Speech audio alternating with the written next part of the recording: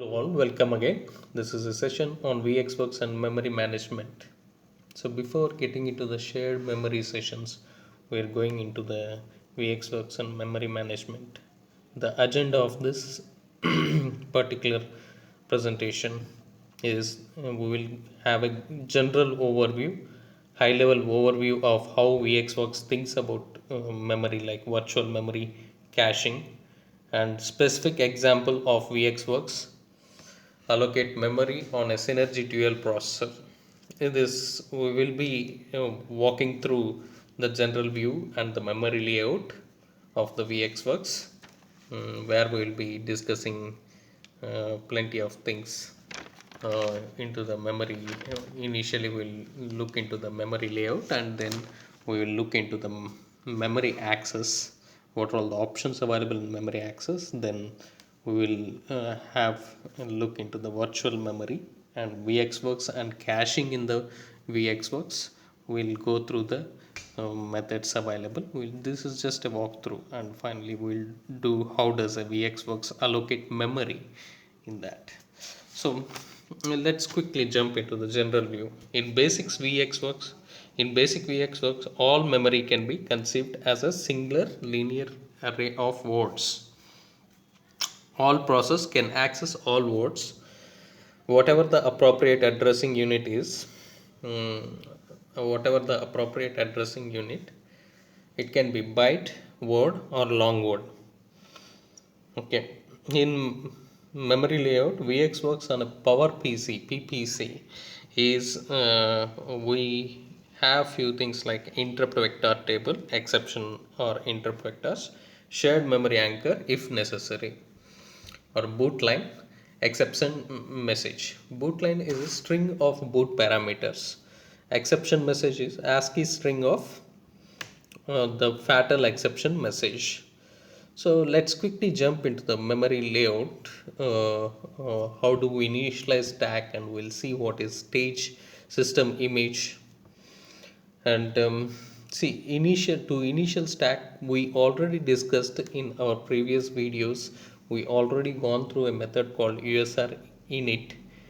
So initial stack for USR init until USR root allocates the real stack. In system image, VxWorks itself, there are three sections, right? Text, data, BSS. The entry point of for VxWorks is at the start of this region, which is BSP dependent. BSP is a board support package dependent. Okay, apart from board support packages and generic, apart from supporting stuff, apart from the generic VxWorks. So the entry point for each board support package is as follows. We'll have a host memory pool. The memory allocated by a host tools, the size depends on the memory, on the macro called wdb underscore pool underscore size. We can modify wdb underscore pool underscore size under include underscore wdb. Applications downloaded to the processor are allocated space here.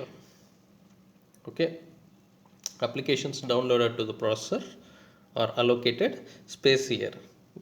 Then we should see into the interrupt stack. The size is defined by isr underscore stack underscore size. The system memory pool size and allocation depend on the size of the system image. Malloc method allocates space from here. Okay, many of these items can be changed by modifying various macros. So we just discussed ISR underscore stack underscore change or WDB underscore pool underscore size are just two, and recompile the VxWorks. So recompiling gives the these things. So we are just done with the memory layouts available. Let's see how we access the memory called memory access. Let's see translations first. Untranslated, that means physical address is used unchanged, that is physical address double equals to virtual. The processor usually boot into their mode until MMU hardware is initialized. we have something called as BAT registers, BAT registers. Okay, it's a set of 4 or 8 registers which define blocks of memory. Usually, it would be large. Each logical address is converted by BAT registers. Responsibility of user to correctly set BAT registers. So we just untranslated BAT registers. Then we will discuss about a page mode. So as you would expect, logical addresses are decoded through segment registers and TLB tables to construct physical address. We should be careful on size. Mapping 1 GB implicates 16 MB of page table space. User must correctly set up the page table uh, entries for certain memory locations. Usually they are non-standard.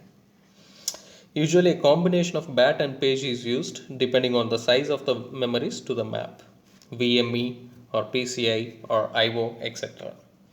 Page mode is preferred for use with the virtual memory and caching. So let's quickly jump into the virtual memory.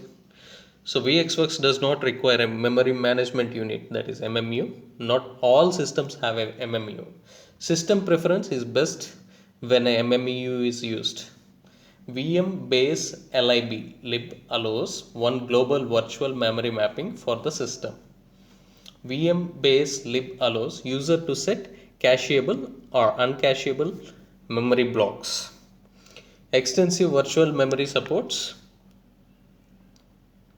are available is separate product in VXMI VMlib allows private virtual memory context. User could set up each task with a separate VM context, but increased context switch time, user must manage context correctly. I repeat, this allows private virtual memory context.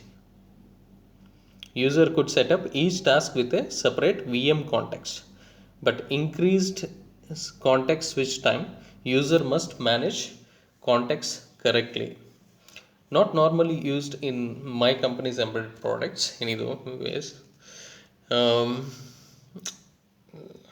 VxWorks and caching. We say VxWorks is designed to the worst case scenario, greatest number of coherency issues. Harvard architecture, that is separate instruction data caches, copy back mode, and DMA transfers and devices, multiple bus masters, no hardware support. VxWorks supplies the following supplies the functions to control cache settings, write through or copy back. It is the responsibility of the user to handle the interfaces of cache, DMA, virtual memory. User must indicate whether memory buffers are cacheable or non-cacheable. User must handle cache invalidation or cache flushing to maintain the cache coherency. User must correctly set up DMA transfer with the use of the MMU and cache. Most of the time, the default settings are fine. Only when accessing other devices does this become something that must be fully analyzed. I repeat, most of the time the default settings are fine. That means we need not to change anything. Only when accessing other devices does this become something that must be fully analyzed. We should analyze. Okay, VxWorks or BSP supply the functions, the user supplies how, when to use them. Okay, so how does VxWorks allocate memory? VxWorks starts at address 0, includes exception vector, etc. During kernel initialization, kernel lib will use memlib to allocate the system memory partition. Malloc method will use the system memory partition for kernel memory needs. Okay.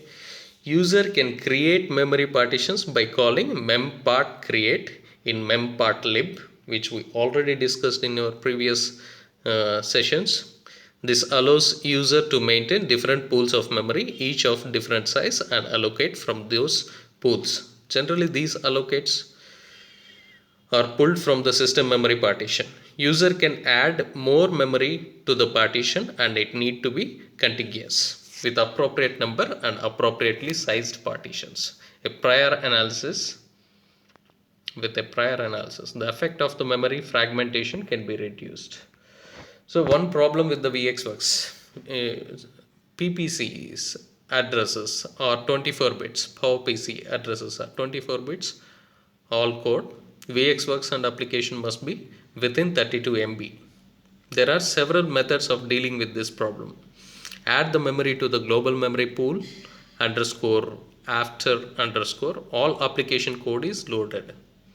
Compile code w slash hyphen m long call option reduced efficiency in code due to extra instructions to handle long calls.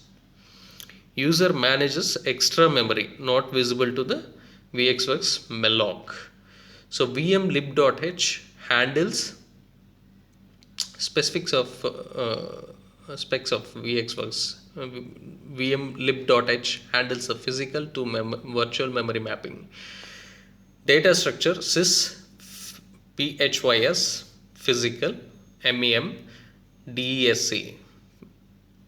So partly filled in by the VxWorks at the system configuration, that is during the boot time, filled in by user prior to VxWorks compilation to add other memory, that is memory mapped devices.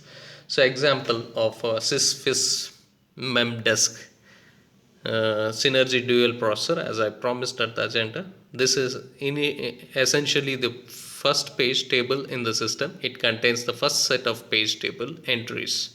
It is an array of records like virtual addresses, physical addresses, length in bytes, virtual memory mask, virtual memory enable. We should note something that this is a dual processor board with all of RAM accessible to both processors. Different board configurations will yield different memory layouts, right? Physical memory layouts. I'm talking about physical memory layouts. So the following are generally completed by board support package vendor. Element 0, that is maps mailboxes, start at the address 0 and should be uncached. Element 1 maps Gemini registers and Ethernet data arrays, starts at 0xF000000. Element 2 define the space for VxWorks kernel processor 1 modified by kernel at runtime. Element 3 define the space for VxWorks kernel, that is for processor 2 modified at runtime. You can see the difference. Element 2 modified by the kernel at runtime, modified at runtime for processor 2. Element 4 is shared memory, starts at 0x2000000. Okay. Regarding this, we'll have separate sessions regarding the shared memory. We'll have separate 2 to 3 sessions into this. So let's quickly jump onto the element 5. Processor 1's RAM modified at runtime. Element 6 is processor 2's RAM modified at runtime. Element 7 page table space modified at runtime. So this is how we can look into the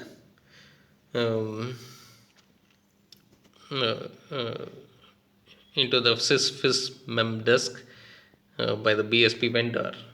These elements are responsibility of the user to modify prior to the compiling. PCI space 8 entries, initially 0, so they are not used. If they are not used, no memory is allocated, right? My current project has a mapping here to a device on the PCI bus, which I am not disclosing here. I am just giving you for just understanding. VME space. So last 8 entries describe the VME master ports for the architecture. Initially 0, like PCI maps. We will add a mapping to a VME device here as well. The base system is untranslated, that is physical equals to virtual. So what about the BAT registers, that is BAT registers? Can conflict with the routines in cache lib and VM base lib, that is OS and hardware may not play well together. Bad registers map memory outside of the processor, that is flash, PROM, etc. Locations where fine grained control is not necessary. So conclusion is VxWorks offers much power to the user, that is application or a system programmer, to control exactly how memory is addressed, allocated, cached. With power comes responsibility. User must not rely on VxWorks to perfectly implement an application's memory needs. User will need to consider caching, that is flushing, disabling, DMA access, etc. as part of the design. So these are all the definitions I was using: board support package, BSP, the extensions to the generic VxWorks that apply to the specific processor and its boards. Copyback only writes to memory when necessary. DMA, that is direct memory access, means transferring data without processor support. Write through, write to the cache and then to the memory, then into the memory. Okay. So all the data I collected is from through these references: VxWorks reference manual, Synergy user guide for dual PPC, VxWorks online documentation, VxWorks source code, all the libs. So thank you for your time. Please kindly subscribe by clicking subscribe button. More onto the sessions onto the shared memory is on the way, which will take 2 to 3 sessions probably for the shared memory access. We will go through various examples in it in the shared memory. So please subscribe and share the channel to support. Thank you.